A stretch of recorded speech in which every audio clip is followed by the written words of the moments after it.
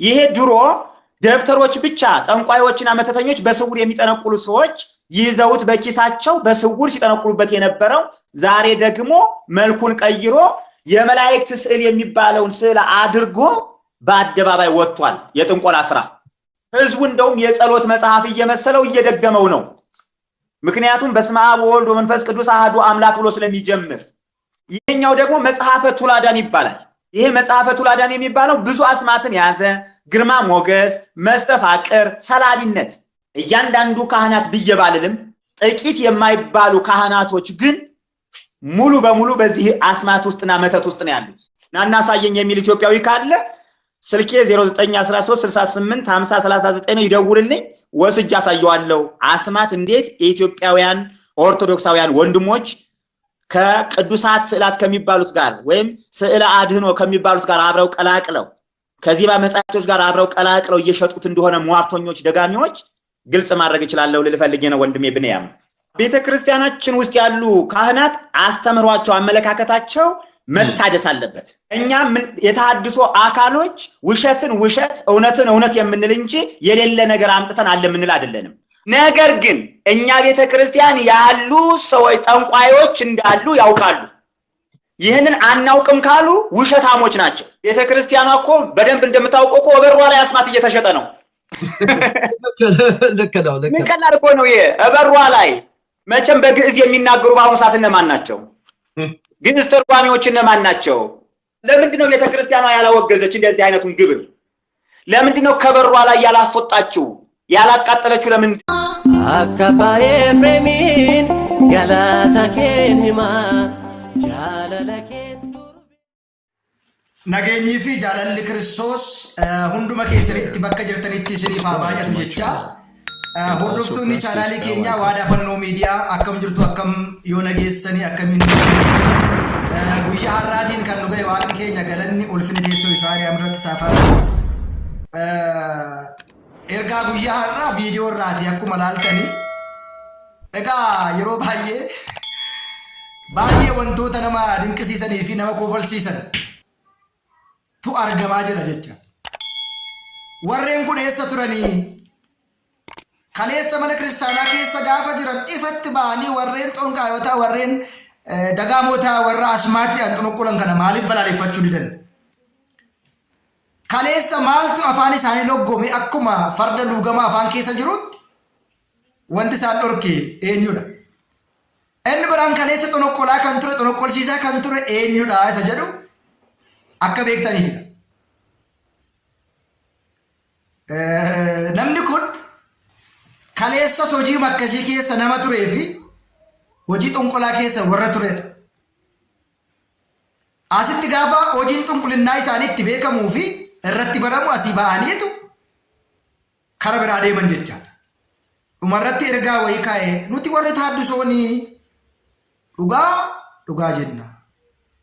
Sobammoo soba jenna hin sobnu dhugaasaa haasofna. Itti warri kami? Warri taaddisoo. Hunda dursa manni kiristaanaa keen xonqolaa, asmaatii, matatii, hojii moraa jajjabeessitees hin beektu. Gara fuulduraattis hin jajjabeessitu. Warra akkas raawwatanis hin balaaleeffatti. Dhokatanii imma warra akkasii hojjetan jiru hin jiranii isa kana murteessuu hin danda'u. Na dursa garuu warri ni fayyisna. Naafa diriirsina jaamaa jabannaa bobo diriirsina jedhanii ka'anii kun hunda dursa maaliin hojjechaa jiru? Asmaatiin xinqulaan kan jiru mana amantaa Ortodoksii Tawaahidoo keessa qofaadha isa jedhu mana kana keessa jira injira. Inni guddaan garuu nuti humna waaqayyootti amanna malee hojii asmaatii hojii xinqulaa hojii mataatti namannu kan akka beekamu hin barbaadu. Balbala mana kiristaanaa irratti gurguru ta'uu danda'a. Mana kiristaanaa keessa jiru ta'uu danda'a. Isaan kun hunda dursa warreen amma miidiyaa irratti agartan kunis jarri kunis warreen mana kiristaanaa keessa ta'anii xonqolaa asmaatiin hojjetanis mana kiristaanaa bakka hin bu'an. Manni kiristaanaa moraa jetteetti yoo xonqolaa jetteetti asmaatiidhaan daggamaa jetteetti yoo manni kiristaanaa kana jedhu. Mee waan isinitti hima Israa'el irratti morri Yaaqoob irratti asmaatiin hojjetu jedha. Galanni Waaqayyoof haa ta'u. Inni biraan faaruu 145 lakkoofsa 5 kaasnee gaafa ilaallu warra hidhame Waaqayyoon ni hiikaa jedha. Waaqayyo warra hidhame hiika. Fakkeenyaatiif hojii ergamootaa boqonnaa 5 kaasnee gaafa ilaallu waa'ee Simi'oon hundi keenya ni beekna. Xinqolaa isaatiin hojii mooraa karaatiin namoota baay'ee uummata Samaariyaa dinqisiisaa ture. Namoonni sumni Waaqayyoo guddaan isa kana jedhanii itti bulaa turan. Bartoonni gooftaa keenya Yesuus Kiristoos gara sirna tajaajilaan gaafa deeman hojii xinqulinnaa dhiisee Waaqayyoo duukaa bu'e. Warri mana keenya mana kiristaanaa keessas jiran akka namicha amma viidiyoo irra laaltanii kana kaleessa xonqolaa ture har'as immoo hojii xinqulinnaa isaa ba'ee alatti hojjechaa jiru kun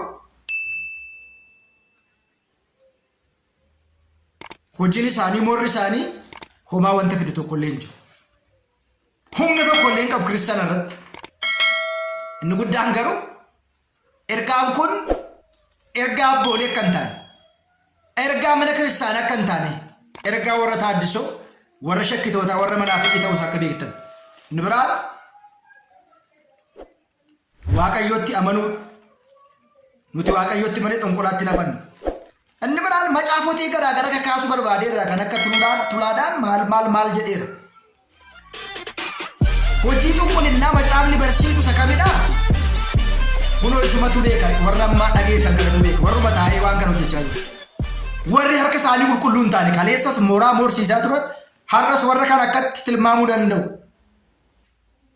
Nuti wangeelatti malee xinqolaatti miti kan amannu. Waaqayyootti malee xinqolaatti miti kan amannu. Kanaaf ergaan akkasii gurra keessan keessa warri qaqqabe ergaan kun ergaa mana kiristaanaa miti. Warri kana godhan keessas alas hin jiran jiru.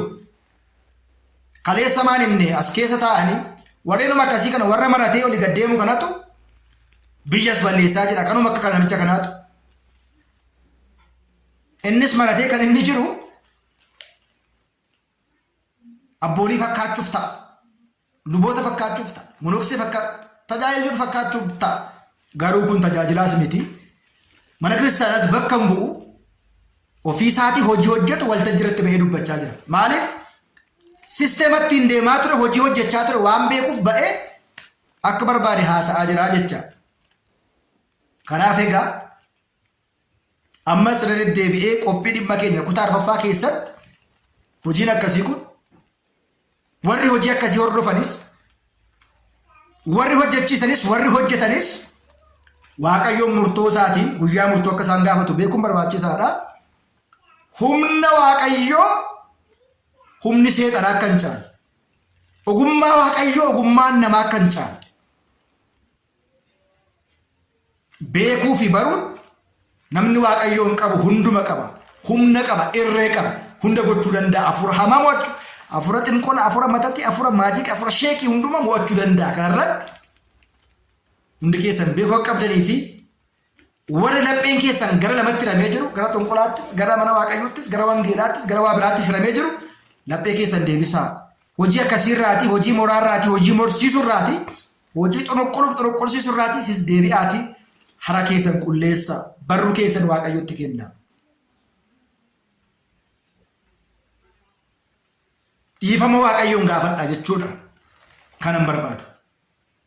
Kanaaf nuti kan amannu Waaqayyootti wangeelatti malee hojii waan qoshaashaa kanatti waan hin taane irratti amannu ergaan kun ergaa keenya waan hin taaneedhaaf macaafonni mana kiristaanaa garliiwwan garaagaraa macaafonni keessaa yookiin dirsaanonni garaagaraa nuun waadaa qulqullootaa beeknee waadaa isaaniitiin Waaqayyoon akka nu fayyisuuf malee hojii xinqolaa hojii muraatiif kan qophaa'an miti.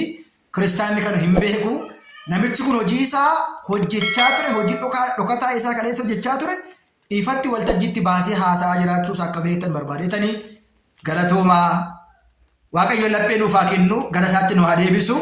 Warreen akkasii mana kiristaanaas bakka hin bu'anii, abboolis barsiisotas bakka hin bu'anii warreen kun raajota sobdoota, yeeyyuuwwan buttoota, shakkitoota warra taaddisoo ta'uu isaanii beektanii warra akkasiirraa akka of eeggattan keessa shakkiin akka hin galle baradhaa hubadhaa. Warri kun warra wangeela beekan miti, warra hubatan miti, warra homtuu isaaniif hin galle ta'uu isaa beektanii cimtanii akka dhaabattan ergaa kun asumaan dabarsa guddaa galatooma nagaata waaqayyo sinduukaa haa ta'u naaf jiraadha.